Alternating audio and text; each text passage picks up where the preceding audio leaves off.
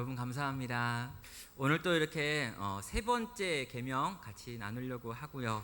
하나님의 이름을 망령되게 일컬으면 안 된다라고 하는 제목의 이 말씀 같이 나누려고 합니다. 특히 이렇게 비가 오는 과정인데 이렇게 비 오는데 이렇게 모이기 참 어려운데요. 그럼에도 불구하고 이 시간에 와주셔서 함께 이렇게 실시간으로 이렇게 같이 강의를 들으니까 참 감사합니다. 인터넷에 올리고 이런다고 하니까 이런 날은 꼭 집에서 그냥 듣고 싶다 이런 생각이 드는데 이렇게 실제로 딱 와서 들으면 더 좋은 것 같아요. 아무튼 힘을 내서 같이 또 말씀 나누도록 하겠습니다. 오늘은 세 번째 계명입니다. 이름을 망령되이 일컫지 말라. 너는 내 하나님 여호와의 이름을 망령되게 부르면 안 된다라고 하는 이 세 번째 계명의 내용을 같이 한번 살펴보겠습니다. 일반적인 의미로요, 이 세 번째 계명에 대해서는 사람들이 별로 그렇게 고민하지를 않습니다. 왜냐하면 굉장히 이게 클리어하다라고 하는 생각을 갖는 거죠. 여호와의 이름을 망령되게 부르면 안 된다. 아, 그렇구나. 여호와의 이름을 함부로 부르면 안 되겠다라고 생각을 하는 것입니다. 그래서 하나님의 이름을 함부로 부르면 안 되겠다라고 해가지고요, 그 밑에 딱 보니까 출애굽기 20장 7절, 그러니까 이 출애굽기에 나와 있는 이 계명 세 번째 계명 바로 밑에 이런 또 부연 설명까지 있는 겁니다.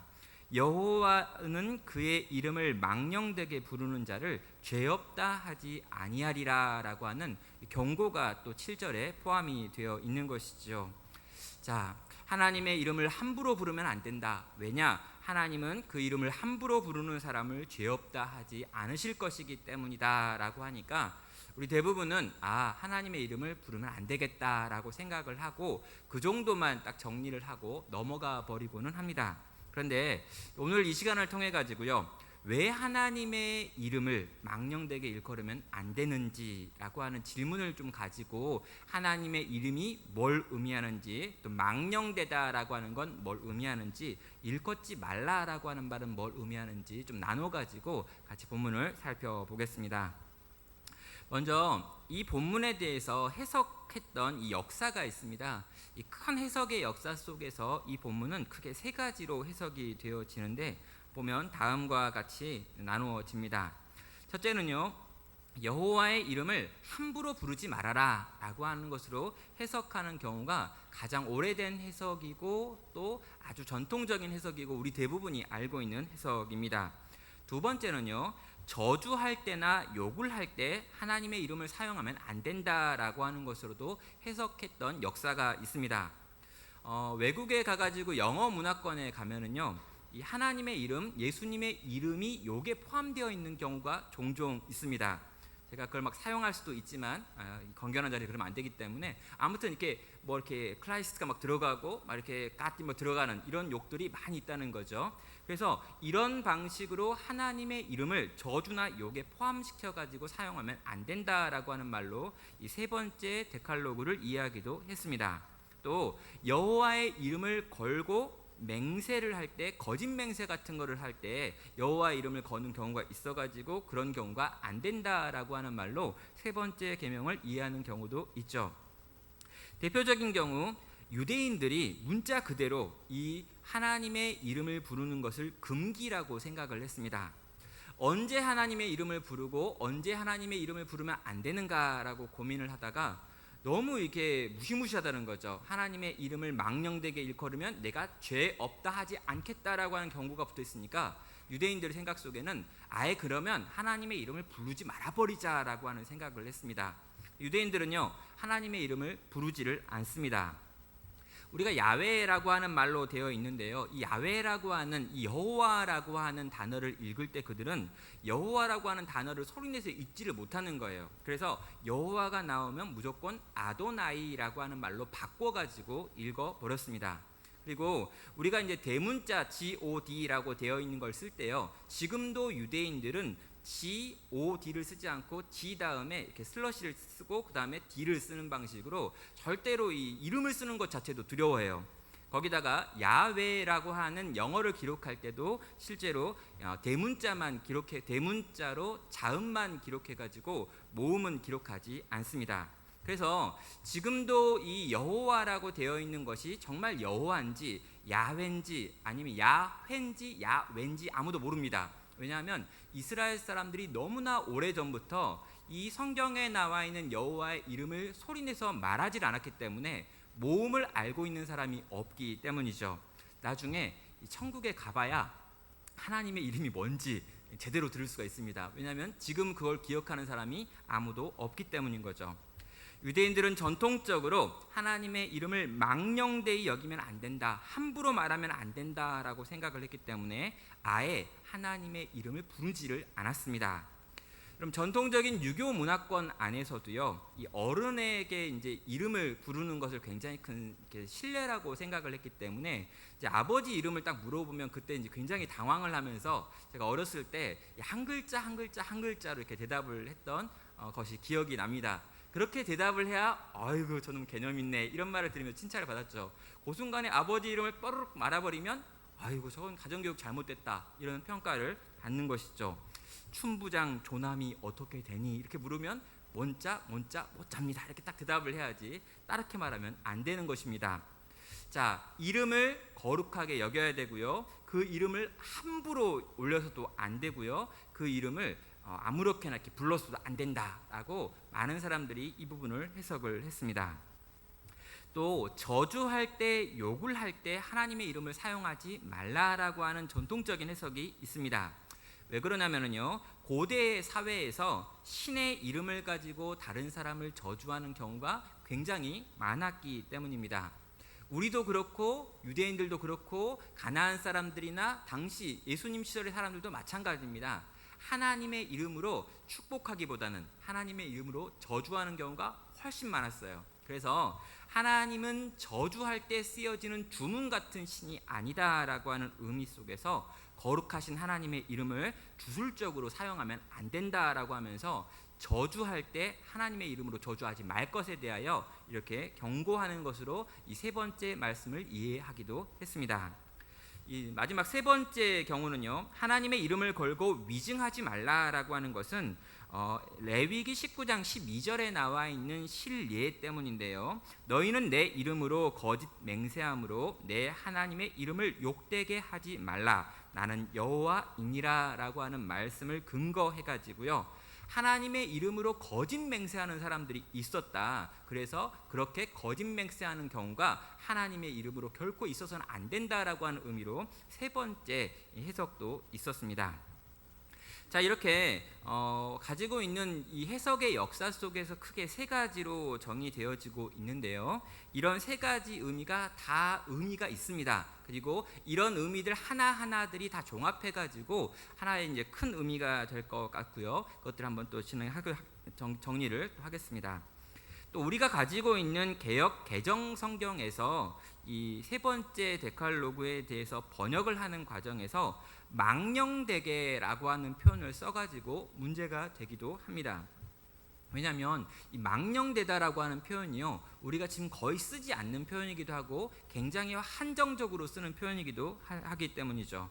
망령되다라고 하는 의미가 늙거나 정신이 흐리어 말이나 행동의 정상적인 상태가 아니다라고 말하고 있기 때문에, 그럼 정상적인 상태가 아닌 상태에서 하나님의 이름을 부른다라고 하는 것이 이렇게 매칭이 잘 되지 않는다는 것이죠. 다른 번역을 보면은 이 망령되다라고 하는 것을 다시 번역해가지고 함부로라고 번역하기도 하고 다른 여러 가지 번역들이 나와 있는 걸 봤을 때 개역 개정 성경에서 이 부분을 번역할 때 망령으로 번역을 해가지고 우리가 이 부분을 이해하기가 좀 어렵게 된 부분도 있습니다. 그래서 이제 본문으로 들어가 봐가지고요, 본문 안에서 과연 어떤 의미로 이 문장이 쓰여지고 있는지 이 명령을 하나하나 좀 살펴보겠습니다. 너는 내 하나님 여호와의 이름을 망령되게 부르지 말라라고 할 때 강조해가지고 한 정리를 해본다면 여호와의 이름 가지고 하나 좀 정리를 하고요, 망령되다라고 하는 표현을 가지고 정리를 하고요, 부르지 말라라고 하는 말 가지고 정리를 하면 세 부분으로 나눠 가지고 이 명령의 내용을 좀 정확하게 볼 수 있을 것 같습니다. 첫 번째로요, 이 부르지 말라라고 하는 표현, 이 표현에서 이름을 올리다라고 하는 원어가 부르지 말라라고 하는 말로 이렇게 바뀌어 있는 것을 보게 됩니다. 이름을 부르다, 부르지 말라라고 이야기하는데 이름을 올리지 말아라라고 원어는 기록되어 있는 것이죠. 자, 이름도 올리지 말라는 거예요. 그러니까 이건요, 그러니까 어떤 특정한 경우 한두 가지를 이야기하는 것이 아니라 그 이름을 그 입술 위에도 올리면 안 된다라고 말하고 있는 것입니다. 굉장히 많은 걸 포괄하고 있는 명령으로 이해를 해야 된다는 것이죠. 뒷장에 보면 어떠한 상황에서도 함부로 여호와의 이름을 언급하거나 부르는 행위에 대해서 조심시키기 위해서 일부러 올리지도 말아라라고 하는 이 포괄적인 단어를 사용하고 있는 것입니다. 그러니까 부르지 말아라, 말하지 말아라, 외치지 말아라 이런 것들을 쓰지 않고요. 그냥 그 입술에 올려도 안 되는 거예요. 그러니까 굉장히 포괄적인 단어로 그 이름을 망령되게 올리면 안 된다라고 하는 금지 명령을 하고 있는 것이죠. 자, 그럼 망령되게라고 하는 이 표현은 과연 어떤 뜻인가? 성경에 있는 이 망령되다라고 하는 이 망령이라고 하는 원어의 단어는 기본적으로 공허함, 근거 없음이라고 하는 표현을 가지고 있는 단어입니다. 허망하다, 가치 없다, 헛되다라고 하는 것이 기본 언어의 뜻이라는 거죠. 기본적인 단어의 뜻은 그것입니다. 그래서 하나님의 이름을 거짓되게, 공허하게, 근거 없이 말하는 것을 금지하는 명령이 되는 것이죠. 자, 이 하나님의 말을 공허하게 또 근거 없이라고 하는 것을 기본 어근으로 생각을 할 때 몇 가지 파생되어지는데요. 거짓되게, 속이는 것으로 말하는 것도 금지가 되어지는 것이고, 또 해할 수 있는 능동적인 힘으로 이 말을 사용하고 있는 것들도 금지가 되어지는 것입니다. 자, 파생되어지는 의미 첫 번째, 거짓과 속임인데요. 에스겔서 13장 3절에 보면 주 여호와의 말씀에 본 것이 없이 자기 심령에 따라 애언하는 어리석은 선지자들에게 화 있을진저라고 하는 이 심판의 메시지가 나와 있는데요. 지금 에스겔 선지자가 다른 선지자를 보는데 거짓 선지자예요. 이 거짓 선지자들이 지금 말을 하고 있는데 평강하다라고 하는 애언을 하고 있습니다. 그런데 이 평강하다라고 하는 메시지는 하나님께서 주신 적이 없는데 자기들끼리 지어낸 거였어요. 그래서 거짓 선지자들의 특징이 뭐였냐면 본 것이 없이 지 맘대로 말한다 했다는 거죠. 여기서 본 것이 없다라고 하는 단어를 사용할 때 망령되게라고 하는 표현을 원어는 쓰고 있는 것입니다. 그래서 이 에스겔서의 선언에 보면은요, 이 진리가 없는데도, 하나님의 계시가 없는데도, 계시가 없어서 텅텅 비어 있는데도 불구하고 뭔가 있는 것처럼 말하는 사람들, 그를 망령된 사람이라고 말하고 있습니다. 그래서 거짓말하는 것, 속여서라고 하는 것도 망령에 포함이 된다는 것이죠. 또 이 3번 파생적 의미 두 번째로 해할 수 있는 능동적 힘이라고 되어 있는 부분은요, 헛된 재물을 다시 가져오지 말아라, 분양은 내가 가증히 여기는 바요 할 때 내가 가증히 여기는 바요에도 역시 망령되다라고 하는 단어가 똑같이 쓰여지고 있습니다. 헛된 것을 가지고 속이면서 하나님께 나오는 그 행동을 나는 가증스러운 것으로 여긴다라는 것이죠. 그래서 이 망령되다라고 하는 의미가 헛되다 또는 텅 비었다라고 하는 뜻을 갖고 있는데, 그것이 속임수라고 하는 뜻도 갖게 되는 것이고, 그것이 하나님이 가증히 여기는 것, 미워하는 것이라고 하는 뜻도 갖게 되기 때문에 굉장히 포괄적으로 망령되다라고 하는 단어를 이해해야 한다는 것입니다. 여기까지를 종합하면은요, 어떤 상황에도 하나님의 이름을 부적절하게 사용하는 모든 것에 대하여 하나님은 지금 금하고 있는 거죠. 어떤 상황일지라도 하나님의 이름을 잘못 사용하고 있는 것, 부적절하게 쓰고 있는 어떤 경우도 다 하나님은 지금 금하고 있는 것으로 이 본문을 이해하시면 되는 것입니다. 자, 그러면요, 거기에 나와 있는 하나님의 이름 여호와라고 하는 그 이름은 과연 뭐길래 그렇게 중요하며 왜 그걸 그렇게 부적절하게 사용하면 안 되는가라고 하는 이 여호와의 이름을 한번 살펴보면 되겠습니다. 먼저 우리가 이제 이 성경에 나와 있는 여호와라고 하는 이름을 생각할 때요, 하나님이 원래 이름이 있었을까라고 하는 질문을 해봐야 합니다. 하나님은요, 원래는 이름이 없습니다. 하나님이 이름이 있으면 안 됩니다. 왜 그러냐면요, 하나님이요 만약 이름이 있다면 그 이름에 하나님이 갇히시는 거예요. 그래서 여러분, 그 두 번째 계명이었던 우상을 만들지 말라라고 할 때 왜 우상을 만들지 말라 그랬냐면요, 하나님을 어떤 형상으로 바꾸면 사람들은 그 형상으로 하나님을 생각한다는 거예요. 그래서 송아지로 바꾸면 하나님은 우리에게 복을 주시는 분, 우리의 밭을 갈아주시는 분, 우리에게 풍요를 주시는 분이라고 생각을 하지, 전쟁에서 싸우시는 분이라고 하는 생각을 못한다는 것입니다. 그래서 하나님에 대하여 어떠한 상도 만들지 말라라고 이야기하는 것은 하나님을 제한할 수밖에 없기 때문이에요.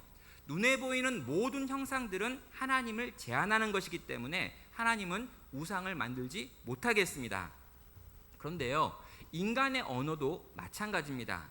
하나님에 대하여 우리가 어떠한 이름을 만들고 그 이름으로 하나님을 부르기 시작하면요, 어떤 일이 벌어지냐면 그 하나님을 우리가 부르는 이름으로 제한해 버리게 됩니다. 그래서 무한하신 하나님이 유한한 언어에 갇히게 되면요, 그때부터는 하나님 전체를 우리가 알거나 보거나 느낄 수 없는 거예요. 그래서 하나님은 원래 이름이 없는 분이십니다. 그래서 구약 성경에 보면은요, 사람들이 하나님께 이름을 물어보는 경우가 종종 있었습니다. 대표적으로 야복강에서 한참 씨름했던 야곱이 한참 씨름하다가 하나님께 이름을 묻죠. 그랬더니 이 하나님이 뭐라고 대답하냐면 어찌하여 내 이름을 묻느냐 그러면서 하나님이 그냥 무시해 버렸습니다. 여러분, 또 삼손의 아버지 있었는데요. 이 삼손의 아버지와 어머니가 이렇게 딱 있는데 나중에 이렇게 천사가 나타났는데 하나님의 사자가 나타났다가 이 사자가 그에게 아이를 낳을 것이라고 하는 말을 했어요. 그랬더니 이 사가랴가 이제 물어보죠. 당신의 이름이 뭐냐고. 그랬더니 나는 기묘다. 그러고 갔습니다. 어떤 사람들은 이 천사의 이름이 기묘구나라고 하는데 이 기묘라고 하는 단어가 뭐냐면 이 원더풀, 놀라운 것이다라는 뜻인 거예요. 그러니까 내 이름을 알려고 할 필요가 없다는 거예요. 나는 아주 신비하다, 기묘다, 신비다라고 이야기하고 가버린 거죠. 그러니까 하나님은요, 자기의 이름을 가능하면 보여주고 들려주지 않았던 분이셨습니다. 구약의 많은 경우에 하나님은요, 자기 이름을 말하지 않았어요. 참 신에게는 원래 이름이 없는 것입니다. 무한한 신이 유한한 인간 언어에 규정되어져 버리면 더 이상 무한한 하나님의 그 모든 것들을 펼칠 수 없기 때문이고 사람의 생각 속에서 하나님이 제한되어 버리기 때문입니다. 자, 그래서요, 그 신비주의를 주장하고 있는 이단들에서는요, 이런 이야기를 많이 해요. 하나님을 어떻게 문자로 아냐? 성경을 통해 가지고 발견하는 그 하나님은 아주 작은 하나님이다. 오늘 또 하나님은 일하고 계시고 역사하시고 우리의 삶 가운데 경험되고 있다. 그러면서 하나님의 기록된 말씀에 있는 것만 고백하고 있는 너희의 신앙은 굉장히 저급한 것이고 오늘 또 만나고 있는 무한한 하나님과 관계를 누리고 있는 우리의 신앙이 더 고급진 신앙이다 라고 주장을 하기도 합니다. 언뜻 들으면요, 그게 맞는 것 같은 거죠. 우리는 기껏 성경책 한 권에 들어있는 하나님에 대해서 알고 있는데 그들은 이 성경책은 죽은 문자들이다 그러면서 오늘 만나고 있는 신비로운 하나님, 우주에 가득한 하나님을 만나고 경험할 때 얘기하는 거죠. 근데 여기에 오류가 있습니다. 뭐냐면 이렇게 어떤 이 정보로만 보면요, 요건 굉장히 작고 이건 굉장히 많은 것 같고 이게 참 하나님을 규정하는 것 같아 보여요. 그런데 문제는 하나님께서 하나님 스스로 성경 안에 갇히시기로 결정하셨다는 거죠.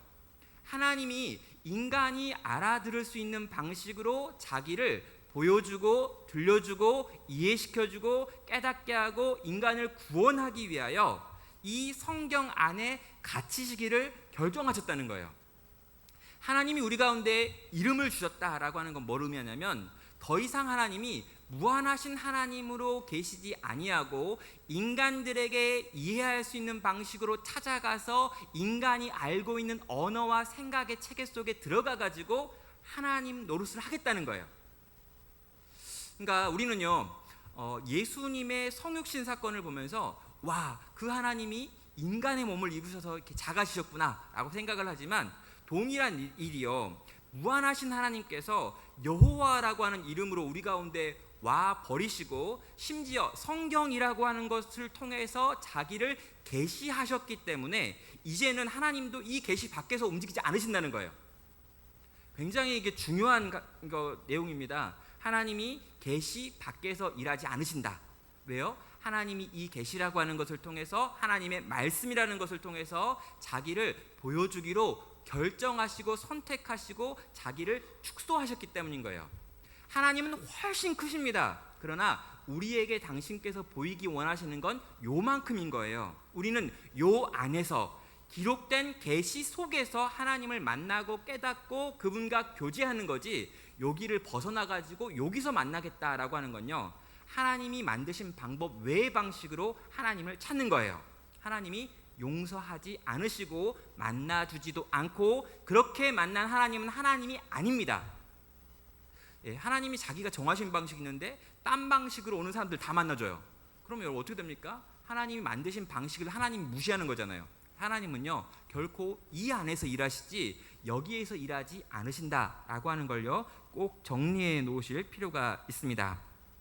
그래요. 하나님은 분명 이름이 없으셨습니다. 무한한 신이 유한한 인간 언어에 규정되는 것은 있을 수 없는 일이기 때문이죠. 그러나 하나님께서 우리를 위하여 우리를 사랑하사 우리를 당신의 백성으로 만드시기 위하여 당신의 이름을 우리에게 주셔버렸습니다. 그리고 그 주신 이름 안에 당신은 갇히셨지요.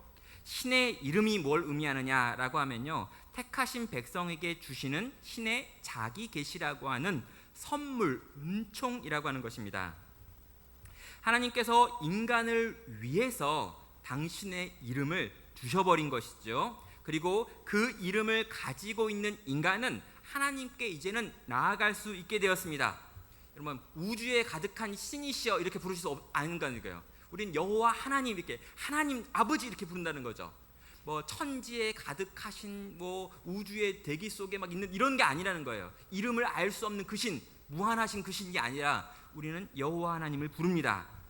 이 이름을 가진 사람들은요 하나님 앞에 자기의 권리도 주장할 수 있습니다. 왜요? 하나님이 그 이름을 내게 주셨기 때문에 그 이름을 가지고 나아갈 때 그 이름의 권세와 능력도 우리 가운데 주어지기 때문입니다. 여러분, 어떠한 주장을 할 때 사용할 수 있는 권위 있는 이름을 하나님께서 우리 가운데 주신 것이죠. 이름을 아는 자와 이름을 모르는 자는 극명한 차이를 갖게 되는 것입니다. 여러분, 이름을 아는 자와 이름을 모르는 자의 차이가 뭐냐? 여러분, 이걸 좀 설명을 하면요 이렇게 한번 정리해 볼 수 있습니다. 저희 집에 이제 두 아이가 있는데 두 아이가 싸우는 거예요.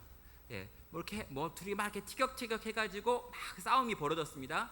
둘이 이렇게 싸우는데 한 애는 키가 크고 막 이렇게 말을 잘하지만 또 이렇게 둘째는 막 등치가 크고 세면 사람 힘이 좋아요. 그래가지고 둘이 싸우면 삐까삐까합니다. 근데 요 상황이 어떻게 해결되냐면요, 갑자기 누군가가 타가지고 엄마가 그랬거든 딱 그러면 해결이 되는 거예요. 엄마가 그렇게 하라 그랬거든 딱 그러면 이 모든 문제가 해결됩니다. 권위 있는 이름이 등장하는 것인가요? 그러면 권위 있는 이름이 있다는 것과 없다는 것의 차이인 거죠.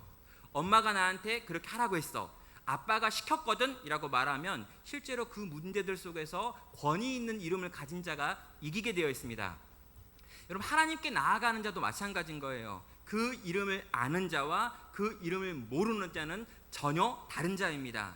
그 이름을 아는 자는 자녀인 거고요, 그 이름을 모르는 자는 자녀가 아닌 것입니다. 이 이름을 아는 자의 기도와 이름을 모르는 자가 하는 기도는 전혀 다른 거라는 거죠. 여러분, 그 이름이 우리 가운데 있다면 우리는 그 이름을 가지고 하나님께 나아갈 수 있습니다. 여러분, 이 여호와라고 하는 이름, 그 이름의 무게를 생각을 해볼 수 있는 거죠. 자, 그렇다면요, 이 여호와라는 이름이 그렇게 중요하다면 그 여호와라고 하는 이름이 어떤 뜻을 갖고 있는가라고 물어봐야겠습니다. 이 여호와라고 하는 이름이 언제 어떻게 누구에게 주어졌는지 살펴보면 출애굽기 3장에서 처음으로 이 여호와라고 하는 이름이 주어지고 있습니다. 그 전에도 하나님이라고 이 구약 성경에 번역되어 있는 부분이 있습니다. 이 창세기부터 가면 그렇게 하나님에 대한 표현들이 나와 있는데 그때까지 사용되어진 표현들은 뭐냐면 엘로힘이라고 해가지고요 이렇게 모든 신들을 의미하는 단어들을 쭉 사용을 했어요. 그런데 여호와라고 하는 하나님이 스스로 하나님에 대하여 알려주는 이름은 여기에 처음 등장을 하는데 출애굽기 3장에 등장을 합니다. 이 출애굽기 3장은 모세의 소명장이라고도 불려지는데요. 모세가 떨기나무 앞에서 하나님을 만나고 하나님께서 모세에게 사명을 확인시켜 줍니다. 그리고 이 사명까지 확인시켜 준 하나님께서 모세에게 가라 그랬는데 모세가 안 가겠다고 그래요. 안 가겠다고 버티면서 모세가 하는 말이 뭐냐면, 내가 그들한테 가가지고 이제 너희가 나와야 된다라고 말을 할 때 그 이스라엘 사람들이 나를 향해서 우리를 불러내는 그 신의 이름이 뭐냐라고 물어볼 텐데 그때 내가 뭐라고 말해야 합니까? 라고 하는 질문을 던집니다. 그랬을 때 하나님께서 이 질문을 받으시고 하시는 대답이 나는 스스로 있는 자다라고 하는 대답이지요. 여호와라고 하는 뜻은 스스로 있는 자라고 하는 것으로 번역되어지는 표현입니다. 자, 하나님의 이름, 하나님이 자기를 딱 소개하면서 자신의 이름을 여호와라고 이야기했는데 그 뜻은 스스로 있는 자였습니다. 그런데 이 스스로 있는 자라고 번역되어 있는 우리나라 성경책에 있는 이 표현이 실제로 굉장히 어려운 표현이고요. 그래서 우리나라 말로 번역되어 있는 번역 성경들에서도 각각 다르게 번역이 되어 있습니다. 여러분, 에흐에 아쉐르 에흐에라고 되어 있는 이 히브리어 이 문장은요, 개역 개정 성경에서는 나는 스스로 있는 자다라고 번역이 되어 있는데 천주교가 보고 있는 새번역 성경에서는 나는 있는 나다라고 번역을 하고 있고요. 공동 번역은요, 나는 곧 나다라고 번역을 하고 있습니다.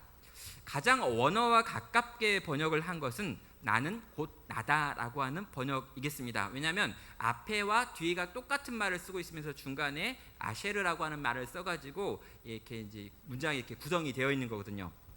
그래서 나는 스스로 있는 자다라고 하는 번역, 나는 있는 나다라고 하는 번역, 나는 곧 나다라고 하는 번역이 다 번역 가능한 표현인 것이죠. 자, 그렇다면 이 여호와라고 하는 스스로 있는 자로 번역되어 있는 이 단어가 의미하는 것이 무엇일까라고 했을 때 이 해석의 역사 속에서는 세 가지로 번역을 또 해석을 하고 있습니다.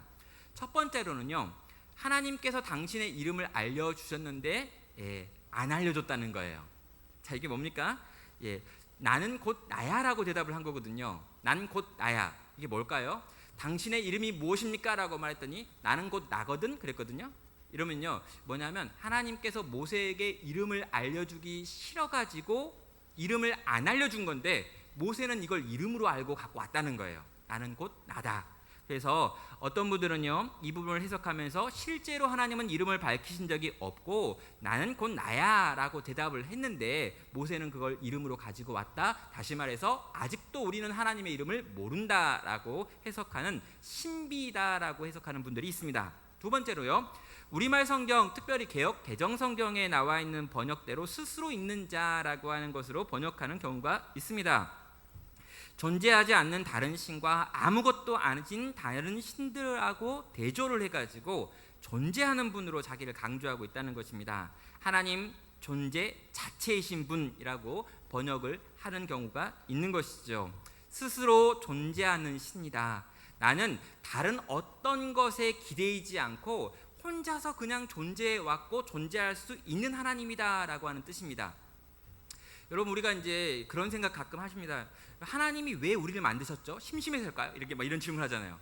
여러분, 우리를 왜 만들었을까요? 하나님이 뭔가 심심해서, 하나님이 찬양을 듣고 싶은데 찬양을 할 인간 존재가 필요해가지고 만들었다. 뭐 이렇게 우리가 있어야 될 이유를 막 설명하고 싶어가지고 뭔가 이렇게 말하는 경우가 있습니다. 그런데요, 스스로 존재하시는 하나님이라고 하는 이건 뭘 의미하는 거냐면 하나님은 굳이 우리를 만들어가지고 찬양을 받으시고 싶은 분이 아닌 거예요.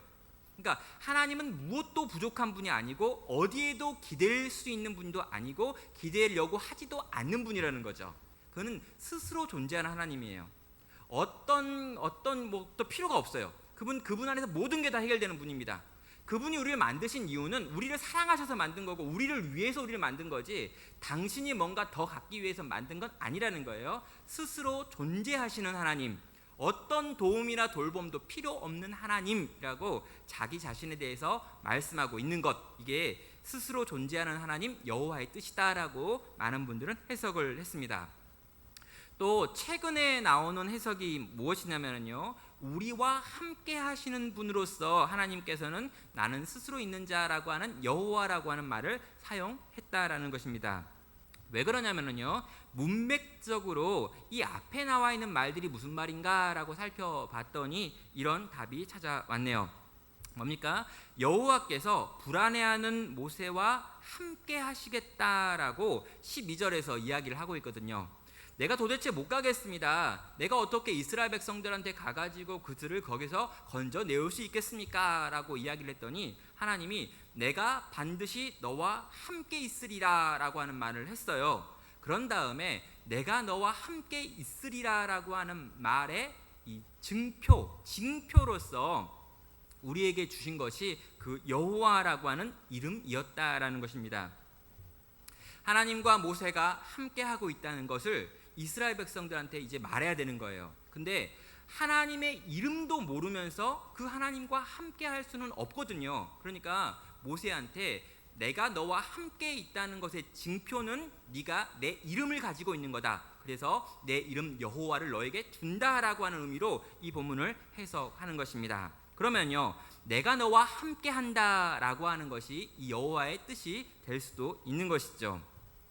정리하면 이렇습니다. 여호와라고 하는 단어는 세 가지 의미가 있습니다. 첫째는 신비일 수도 있고요, 두 번째는 스스로 존재하는 분일 수도 있고요, 세 번째는 그 백성과 함께 하시는 분이라고 해석을 할 수도 있습니다. 이것들을 다 종합해 가지고 문장으로 바꾸면 이렇게 되죠. 여호와는 존재 자체이신 분이시지만 홀로 하늘에 거하는 분이 아니라 자기 백성의 고통을 돌아보시며 그 백성을 구원하시며 그 백성을 인도하기를 원하시는 분이시다라고 볼 수 있습니다. 하나님은 우리에게 의존할 필요가 없으심에도 우리에게 들어오셔서 우리와 함께 하시고 우리를 지키시고 인도하시고 돌보시는 바로 그런 분이시다라고 당신을 소개한 거죠. 그리고 또 신비는 어떻게 해석이 됩니까? 그럼에도 불구하고 우리가 하나님을 다 알 수 있다고 착각하지는 말라는 것입니다. 하나님은 결코 신비일 수밖에 없습니다. 여러분, 우리가 하나님에 대하여 정통했다, 여러분 그건 이단이에요. 하나님에 대한 깨달음이 너무 많아가지고 다 이해했다, 100% 이단입니다. 여러분, 늘 겸손하게 하나님에 대하여 거의 모릅니다라고 이야기하는 거죠. 존 뉴턴이라고 하는 사람이 열심히 연구한 다음에 이 자연계에 일어나는 것들을 막 연구한 다음에 그의 결론이 뭐였냐면요, 하나님, 저는 이 바닷가를 걸어다니며 조개 몇 개를 주었을 뿐입니다라고 이야기해요. 바다에 들어가 본 적도 없다는 거예요. 하나님, 당신은 바다이신데 나는 그 바닷가를 돌아다니며 몇 개의 조개 껍데기를 주었던 사람입니다라고 그 당시 가장 똑똑했던 기독교인 과학자가 고백하며 죽습니다. 그럼 이게 성도의 고백인 거죠.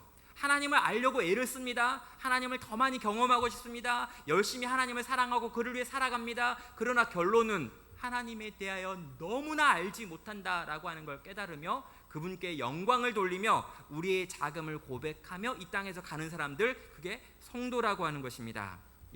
이것들을 종합해 가지고요, 여호와의 이름을 가지고 우리는 여호와 이름 앞에 나아가고 고백하고 살아갈 수 있는 것입니다.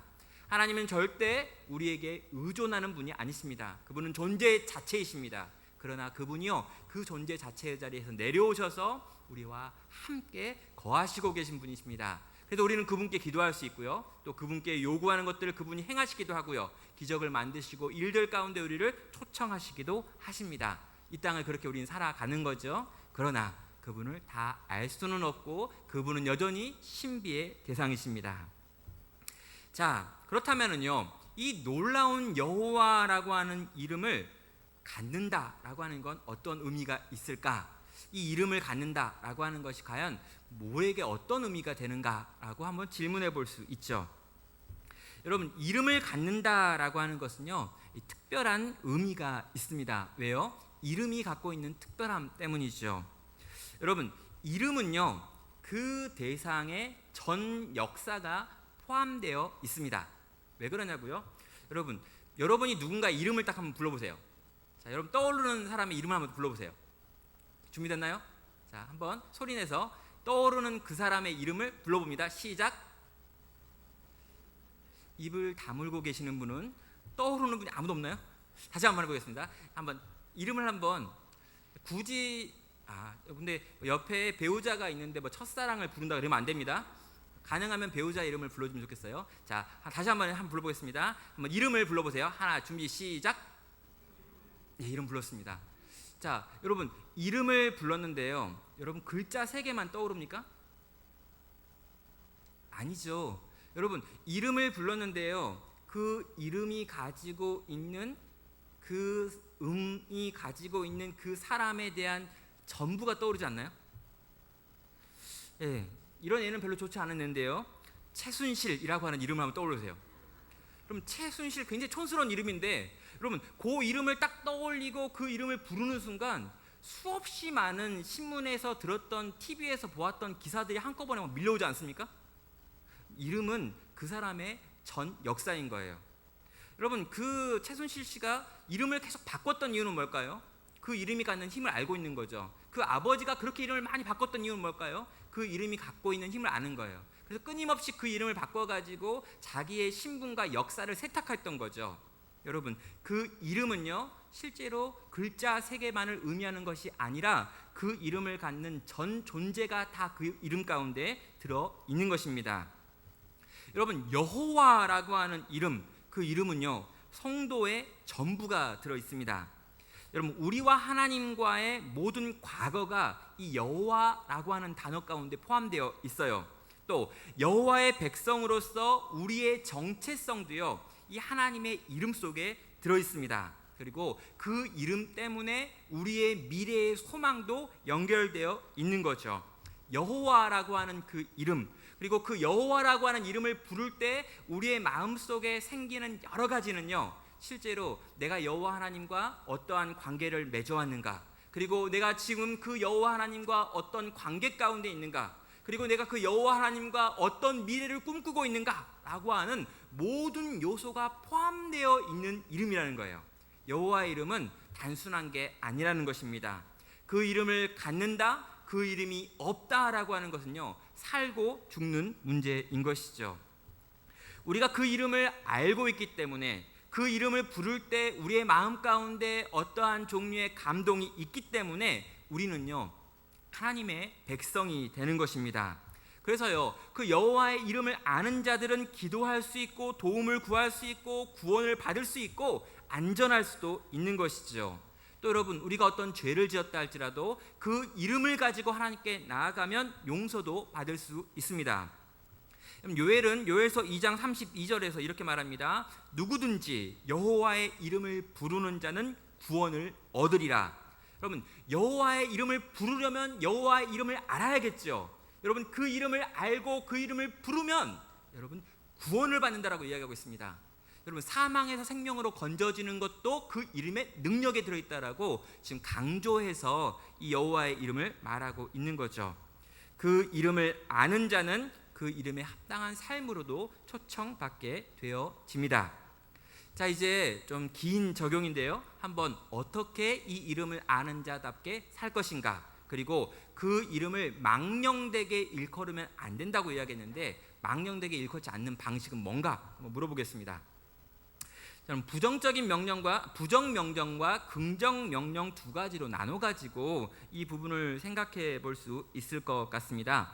망령되게 일컬으면 안 된다라고 하는 이 표현을 먼저 살펴보죠. 뭐뭐 하지 말아야 한다는 것입니다. 이제까지 살펴봤던 그 모든 내용들을 정리할 수 있습니다. 하나님의 이름을 저주나 욕에 함부로 사용하면 안 됩니다. 우리는 이제 저주할 때 욕할 때 막 하나님의 이름을 쓰거나 그러진 않아요. 근데 이제 이게 막 영어권에서는 너무 이렇게 굉장히 많은 이제 단어나 욕이 신의 이름이 막 포함되어 있는 것들이 있기 때문에 하지 말아야 되고요. 우리도 가능하면 욕할 때 막 이렇게 막 그러면 안 되죠. 저주나 욕에 하나님의 이름을 쓰면 안 돼요. 또 맹세할 때 위증을 하면서 하나님을 언급하지 마세요. 이렇게 하나님께 맹세코 아니야 막 그런 거짓말할 때도 막 이렇게 애들끼리 막 싸우면서 하나님께 맹세코 막 이런 거 안 된다. 그런데 요즘 굉장히 이제 하나님께 맹세코 해놓고 막 이렇게 엉망으로 막 이야기하는 경우 많죠. 교회를 다니고 막 그러면서 옛날에는 하나님의 이름의 무게를 생각해가지고 그렇게 안 했었는데 요즘은 성경책 위에 손을 얹고 그렇게 위증하지 않겠다고 해놓고도 위증을 하고 막 이런 일들이 많이 발생하고 있죠. 제가 처음 사역했던 교회에서 이제 가르쳤던 학생 중에 정민이라고 이렇게 남자애가 하나 있었는데 초등학교 1학년이었던 것 같은데 1학년인가 2학년인가 몰라요. 아무튼 엄청나게 까부는 애였거든요. 근데 이 까부는 애를 잡는 방법이 딱 하나 있었습니다. 걔가 이렇게 나타나고 걔가 너무 까부면 걔를 잡고 이렇게 이야기하는 거예요. 하나님 보시기에 네가 지금 하고 있는 건 옳은 일이니? 그러면 애가 눈물을 뚝뚝 흘리면서 안 할게요 그래요. 그러니까 그 부모님이 걔한테 가르칠 때 하나님 앞에서라고 하는 단어가 붙어 있으면 그건 굉장히 무거운 말로 듣게 되어 있던 거죠. 하나님 앞에서 지금 네가 하는 행동은 옳으니라고 물었을 때 다른 어떤 말보다 무겁게 그 말을 듣는 아이가 있었던 것입니다. 여러분, 맹세하거나 위증을 하면서 하나님을 언급하면 안 되는 것이죠. 하나님 앞에서라고 하는 말이 붙으면 갑자기 진지하게 내가 솔직해져야 한다라는 걸 생각해야 한다는 것입니다. 또 무의식 중에 생각 없이 하나님의 이름을 막 언급하는 것, 그것도 안 됩니다. 그래서 옛날에 이제 그런 부흥사들 좀 있잖아요. 이렇게 할렐루야를 막 시키는 분들 있잖아요. 이렇게 누가 이렇게 인사로 나오면 할렐루야 그러면 아멘 막 이렇게 하고. 여러분, 할렐루야라고 하는 인사가 사실 어디 있습니까? 이렇게 하나님을 찬양하라라고 하는 거지. 그게 왜 그게 부흥사나 목사님이 나와가지고 손 들고 이렇게 인사할 때 하는 표현인가요? 그런 표현들은 실제 없는 표현인데 오직 한국에만 있는 표현이거든요. 이상한 표현들이고 없어져야 될 표현들 중에 하나입니다. 그러니까 어떤 무의식 가운데 여러분의 아버님 이름을 막 부르지 않잖아요. 그러니까 무의식 가운데 하나님의 이름을 막 부른다라거나 아주 의미 없는 감탄사로 하나님을 부르는 경우, 이런 경우도 옳지 않습니다. 그러니까 한숨 대신 주여 그런 것도 있죠. 이렇게 한숨 대신 주여 그러면 안 돼요. 그러니까 정말 의미 있게 주여를 외쳐야지 아무 때나 주여를 막 외치면 주님이 굉장히 바쁘십니다. 그리고 함부로 우리의 생각을 이야기할 때 하나님의 뜻이라고 말하는 분이 있어요.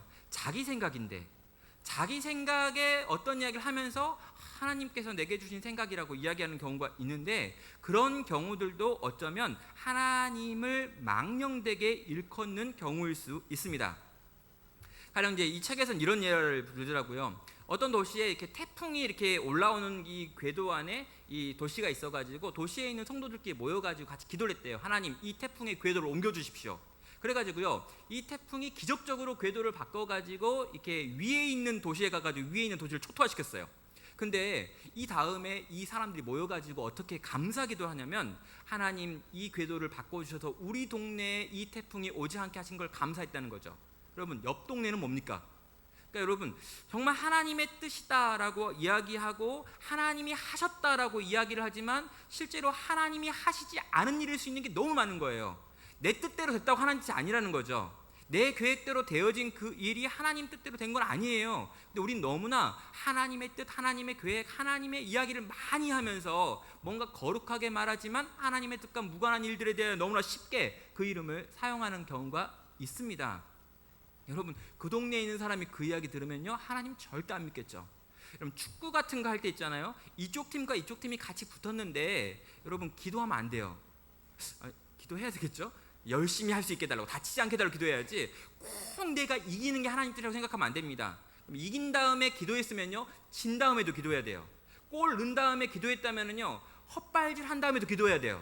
아니면 둘 다 하지 말든지. 굉장히 이게 중요한 겁니다. 여러분, 내가 골을 넣고 상대방이 막 슬퍼하고 있는데 기도하고 있으면 그 슬퍼하고 있는 상대방이 과연 교회 다니고 싶을까라는 질문을 해봐야 되는 거죠. 조금만 생각을 하면은요, 우리 삶 가운데 너무나 많은 망령되게 하나님을 일컫는 것들이 있다는 걸 알게 되는 것이죠.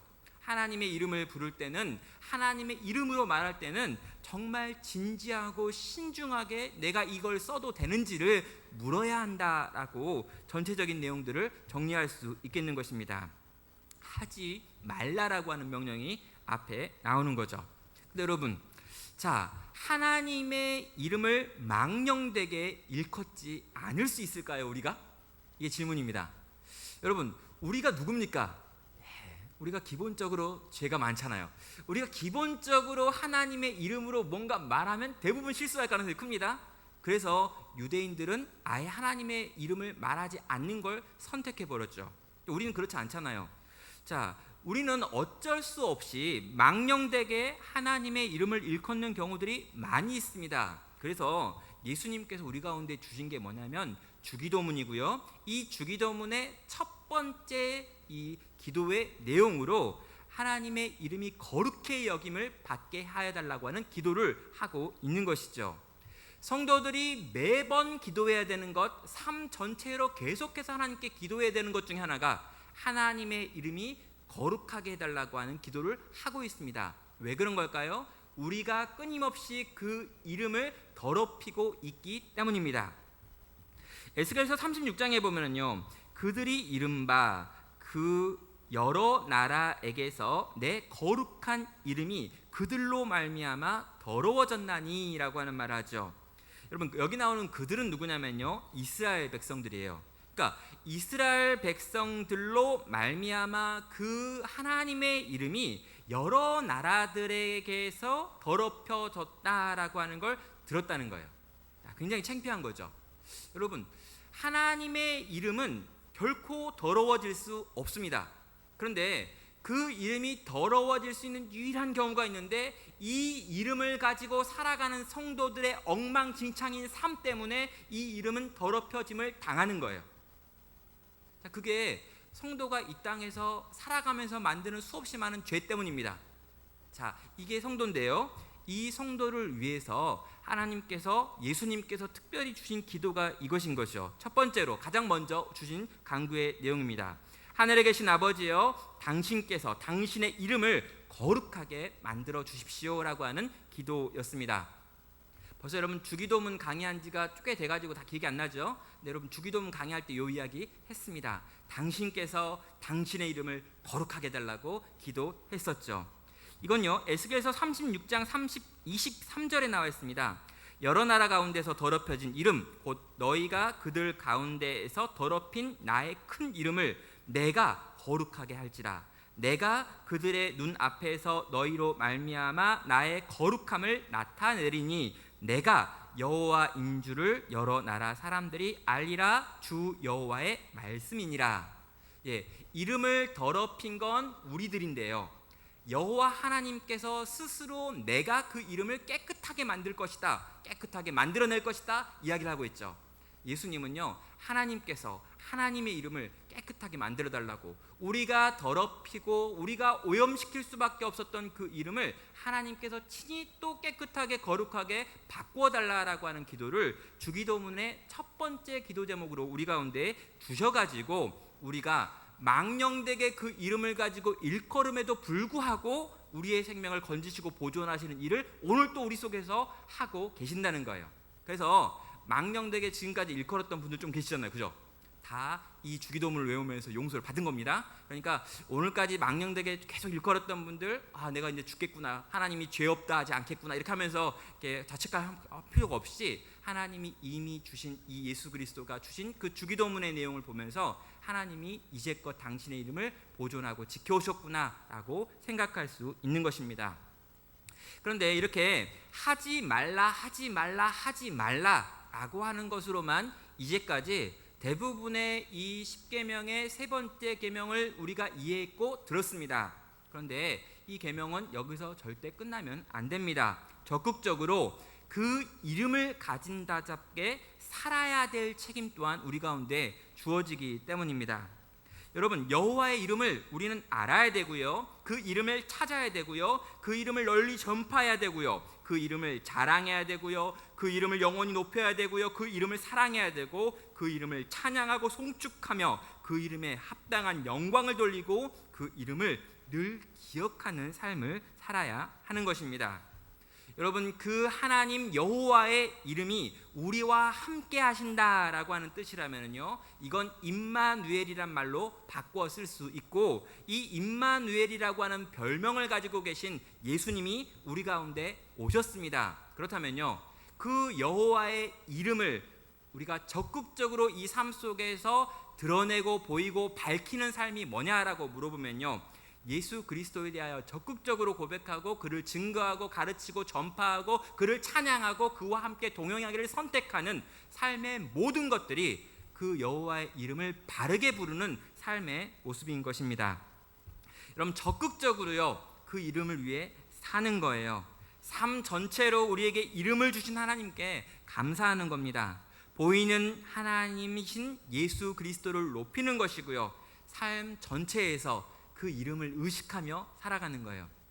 여러분, 여러분에게 붙어있는 그리스도인이라고 하는 이름, 하나님의 아들이며 자녀고 신부라고 하는 그 이름을 의식하며 살아야 되는 거죠.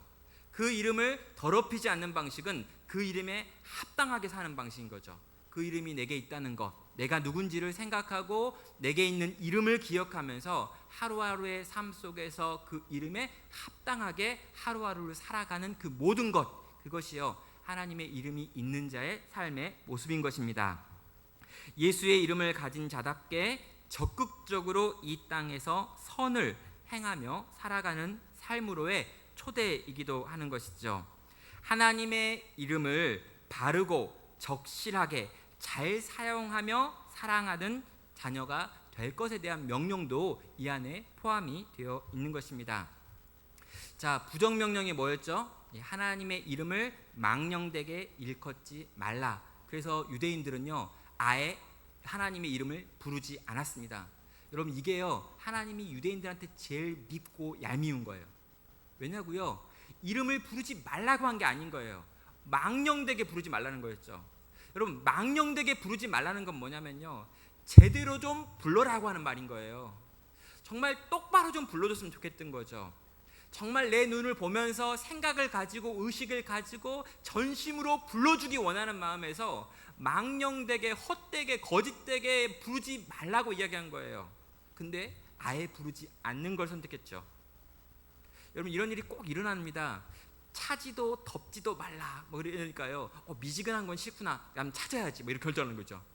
여러분, 차지도 덥지도 말라는 건요 뜨거워져라는 이야기잖아요. 차지도 덥지도 않은 너희 인생 내가 토해버릴 것 같다, 그런 건 뭘 의미하는 거냐면 정말 나를 향해서 뜨거워질 것에 대한 요청이거든요. 그랬더니 이거 탁 듣더니 그래요? 그럼 난 차가워질래요. 이제 그만둘게요. 이러는 거죠. 이름을 바르게 좀 불러라 그랬더니 그럼 나 이름 안 부를게요. 여러분, 유대인의 죄고 유대인의 실수고요. 우리가 원하는, 또 우리에게 원하시는 하나님의 뜻은 무엇입니까? 바르게 이 이름을 부르라는 거죠. 정말 필요한 순간에, 정말 중요한 때, 정말 내 마음에 전심을 담아서 여호와 하나님, 내 아버지라고 부르는 거예요. 어떨까요? 가끔 이런 생각이 듭니다. 만약에 이제 제 아들이 좀 더 어려서, 지금은 좀 그런 걸 잘하니까 한번 이렇게 5살쯤 됐어요. 늘 아빠 그러다가요 어느 날 정말 그 아들의 인생에 중요한 문제가 발생했어요. 그래서 저한테 딱 오더니 무릎을 꿇고, 아버지, 제가 이러이러하여 이러이러하기 원합니다. 그럼 그때요 그 말은 무겁게 제게 들리고 저는 그 이름을 부른 아들에게 무언가 반응하겠죠. 아버지의 이름을 바르게 부르라는 거죠. 하나님의 이름을 정말 제대로 부르라는 겁니다. 그리고 그 이름에 합당한 삶을 아버지 앞에 살 때 우리는 그 이름의 능력을 경험하며 그 이름의 능력 안에서 성도에 합당한 삶을 또 살아낼 수 있는 거죠. 하나님이 거기로, 그 자리로 우리를 초청하는 명령이 세 번째 데칼로그의 말씀이었습니다. 이 시간 우리 함께 같이 찬양할까요? 예수의 이름으로 나는 일어서리라. 그가 주신 능력으로 나는 일어서리라. 원수가 날 향해 와도 쓰러지지 않으리. 주가 주신 능력으로 그 능력으로 일어나리라. 이 시간 예수의 이름이 주는 능력을 구하며 하나님께서 우리 가운데 주신 그 이름을 붙들고 함께 일어나기를, 그리고 그 이름 값싸하는